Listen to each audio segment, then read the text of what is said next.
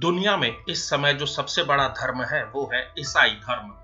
दूसरे नंबर पर आता है इस्लाम और एक बहुत छोटा सा धर्म है या कहें कि एक धर्म है जिसके अनुयायी बहुत कम है, वो है यहूदी धर्म, जिसे अंग्रेजी में जुडाइज्म कहते हैं।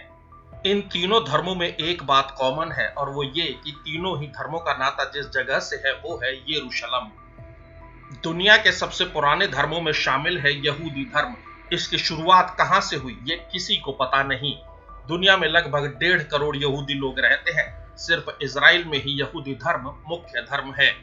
यहूदी धर्म से ही करीब 2000 साल पहले निकला ईसाई धर्म। ये भी इजराइल के इलाके से ही निकला और दुनिया भर में ईसाई धर्म को मानने वाले करीब 245 करोड़ लोग हैं। तीसरा धर्म है इस्लाम।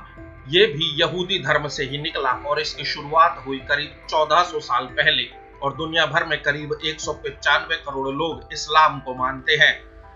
इस्लाम में सबसे प्रमुख धर्म ग्रंथ है कुरान, जबकि यहूदी और ईसाई धर्म में सबसे प्रमुख धर्म ग्रंथ है बाइबल।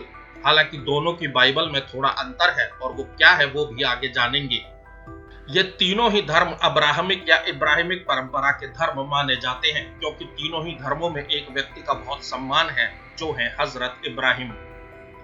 हजरत इब्राहिम की संतानों में से 2 संतानें इतिहास में बेहद अहम हैं, क्योंकि इन्हीं 2 बेटों ने आगे चलकर दुनिया को नए धर्मों के आधार पर बांट दिया।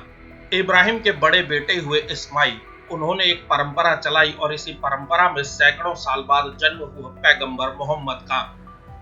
इब्राहिम के दूसरे बेटे हुए आइजक या इसहाक और इनकी परंपरा में ही ईसाई धर्म और यहूदी धर्म का प्रचार प्रसार हुआ।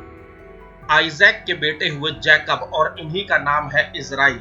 इजराइल के 12 बेटे हुए जिनमें से सबसे प्रमुख है जूडा या यहूदा और इन्हीं जूडा या यहूदा की संतानें आगे चलकर ज्यू या यहूदी कहलाने लगी। अब ये माना जाता है कि अरब में कुछ आपदा आई जहां आइजैक के 12 बेटे रहते थे और ये लोग इजिप्ट में या कहें कि मिस्र में जाकर बस गए। इजिप्ट में हजरत मूसा का जन्म हुआ। किन परिस्थितियों में हुआ और हजरत मूसा ने क्या किया वो हमने डिफरेंस अमंग के पहले वीडियो में आपको बताया था। उस वीडियो का लिंक डिस्क्रिप्शन में मिल जाएगा।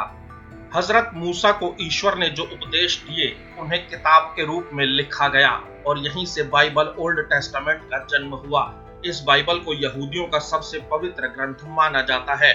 हजरत मूसा को माउंट सिनाई पर ईश्वर ने 10 संदेश दिए जिन्हें लिख कर रखा गया।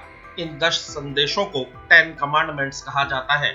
इन आदेशों के आधार पर हजरत मूसा ने 5 किताबें लिखी जो बाइबल ओल्ड टेस्टामेंट की पहली 5 किताबें हैं और इन्हें तोराह कहा जाता है। बाइबल ओल्ड टेस्टामेंट में कुल 24 पुस्तकें हैं जिन्हें तनाख कहते हैं। हजरत मूसा की परंपरा में उनके सैकड़ों साल बाद किंगडम ऑफ इजराइल में एक राजा हुए जिनका नाम था सोलोमन, और किंग सोलोमन ही वो व्यक्ति हैं जिन्होंने यहूदियों का फर्स्ट टेंपल बनवाया। इसके बाद फर्स्ट टेंपल तोड़ा गया, फिर सेकंड टेंपल बना। कैसे, किसने बनवाया, वो सब हमारे पहले वीडियो में आपको मिलेगा जिसका लिंक डिस्क्रिप्शन में है। यहाँ बात ये थी कि इन मंदिरों में एक विशेष वर्ग के यहूदियों को ही प्रवेश की अनुमति थी। बाकी यहूदियों के लिए मंदिर में प्रवेश वर्जित था और वो मंदिर की बाहरी दीवार तक ही जा सकते थे। अब यहाँ से बात शुरू करते हैं ईसा मसीह की। ईसा मसीह का जन्म हुआ 4 ईसा पूर्व या 0 ईस्वी में बेथलेहम में। यह जगह यरूशलेम से करीब 9 किलोमीटर दूर है। ईसा मसीह के जन्म के बाद उनकी माता मरियम उन्हें लेकर चली गई दूसरे शहर जिसका नाम है नजरेत, और यहीं ईसा मसीह ने शुरुआती चमत्कार दिखाए। ये माना जाता है कि ईसा मसीह ने मिट्टी के खिलौने वाले पक्षियों में जान डाल दी थी और ईसा मसीह ने खुद को रब्बी घोषित कर दिया।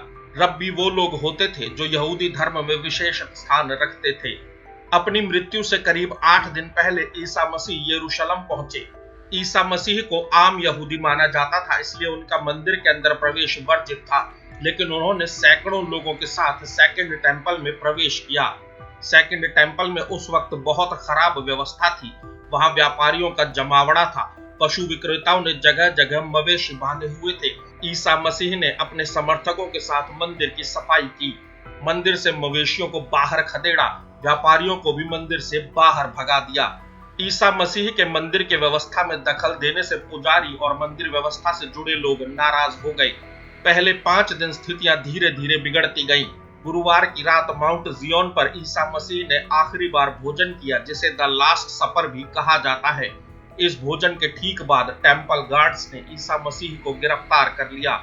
सुबह ईसा मसीह को यहूदियों की पंचायत द ग्रेट सनहेड्रिन में पेश किया गया। इस पंचायत में 71 संत और एक मंदिर के मुख्य पुजारी हुआ करते थे। ईसा मसीह पर राजद्रोह के आरोप लगाए गए और पंचायत ने ईसा मसीह को मृत्यु दंड देने का फैसला किया। लेकिन मृत्यु दंड सीधे नहीं दिया जा सकता था, क्योंकि यरूशलेम रोम साम्राज्य का हिस्सा था। इसलिए मृत्यु दंड देने से पहले रोम के गवर्नर का आदेश दिया जाना बेहद जरूरी था। उस वक्त रोम में शासन था सम्राट टिबरिस का। यरूशलेम में रोम के गवर्नर थे पोंटियस पाइलेट। पायलट ने ईसा मसीह को यहूदियों के राजा हेरोड एंटिपस के पास ले जाने का आदेश दिया, लेकिन हेरोड एंटिपस ने भी फैसला नहीं किया और ईसा मसीह को वापस गवर्नर पोंटियस पायलट के पास भेज दिया। अपनी जांच पड़ताल में पायलट ने माना कि ईसा मसीह को मृत्यु दंड देना उचित नहीं, लेकिन मृत्यु दंड खारिज करने के लिए पंचायत की सलाह लेना उस वक्त के कानून के मुताबिक जरूरी था और पंचायत ने पहले ही ईसा मसीह को मृत्यु दंड दिया था। इसलिए रोमन गवर्नर पोंटियस पायलट ने ना चाहते हुए भी ईसा मसीह को मृत्यु दंड दे दिया। ईसा मसीह को मृत्यु दंड दिए जाने के बाद उन्हें यातनाएं दी जाने लगी। उन्हें वो सलीब खुद उठानी पड़ी जिस पर उन्हें लटकाया जाना था। ईसा मसीह को डोलोरोसा के रास्ते गोलगोथा नाम की जगह पर ले जाया गया, जहां उन्हें क्रूसीफाई कर दिया गया। क्रूसीफाई करने के कुछ घंटे बाद ईसा मसीह की मौत हो गई। ये शुक्रवार का दिन था और इसे ही आज गुड फ्राइडे कहा जाता है। शुक्रवार की शाम को ईसा मसीह को क्रूसीफाई किया गया और देर शाम तक उनकी मृत्यु हो गई, जिसके बाद उन्हें सलीब से उतारकर कब्र में दफना दिया गया। रविवार को ईसा मसीह अपनी कब्र से उठ खड़े हुए और इस दिन को ईस्टर के तौर पर मनाया जाता है। इसके बाद ईसा मसीह ने अगले 40 दिन अपने अनुयायियों को ज्ञान दिया और उस ज्ञान को कहा जाता है गॉस्पल। ये गॉस्पल ही बाइबल न्यू टेस्टामेंट का आधार बना। न्यू बाइबल में ओल्ड टेस्टामेंट और न्यू टेस्टामेंट दोनों की बातें लिखी हुई हैं। 40 दिन बाद ईसा मसीह स्वर्ग चले गए और अब ये माना जाता है कि ईसा मसीह दोबारा जन्म लेंगे। इस धारणा को कहते हैं कॉन्सेप्ट ऑफ एटोनमेंट। जिस जगह ईसा मसीह को क्रूसीफाई किया गया उस जगह पर आज है चर्च ऑफ होली सेपल्कर, और यह जगह भी यरूशलेम में ही है, जहां क्रिश्चियनिटी के अलग अलग सेक्ट्स के मुताबिक अपने अपने स्थान बटे हुए हैं। इस चर्च का पहली बार निर्माण 4वीं शताब्दी में किया गया था। तो क्रिसमस सेलिब्रेट किया जाता है ईसा मसीह के जन्मदिन के तौर पर। गुड फ्राइडे वो दिन है जब ईसा मसीह की मृत्यु हुई और ईस्टर वो दिन है जब ईसा मसीह दोबारा जीवित हुए।